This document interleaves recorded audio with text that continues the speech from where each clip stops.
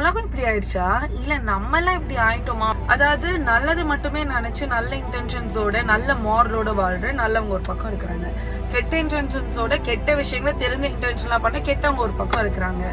இன்னொரு பக்கம் தான் தப்பு பண்ணிட்டோம் அப்படின்றது உண்மையை மனம் கசந்து திருந்தணும்னு நினைச்சதுக்கான முயற்சிகள் எடுத்து நல்லவங்களா மாறணும் ட்ரை பண்றவங்க இருக்கிறாங்க.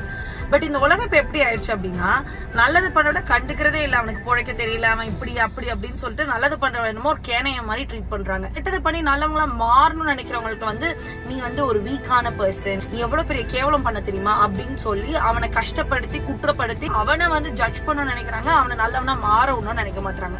ஆனா கெட்டதா கெட்டதா பண்ற என்ன இப்போ அப்படின்னு கெட்டது பண்றவங்க தைரியசாலிப்பா இருந்தாலும் அவங்க பாரு அப்படி கெத்தா நிக்கிறாங்க. திஸ் செல்ஃப் இஸ் ஸ்டேட்மெண்ட் அப்படின்னு கெட்டது பண்றவங்க இன்ஸ்பிரேஷன் எடுத்துக்கிறாங்க. சரி நம்ம என்னடா ஆயிட்டோம் இப்படி?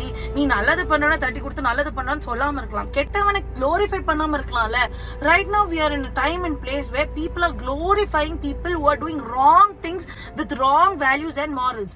கெத்துப்பா, இப்படி பண்றது மாசுப்பா, இப்படி பண்றதுக்கு ஒரு தைரியம் வேணும்ப்பா, உன்னால அப்படி இருக்க முடியுமா அப்படின்னு நல்லவனா இருக்கிறவன நல்லவனா மாறணும் முயற்சி பண்ணிட்டு கேக்குறாங்க.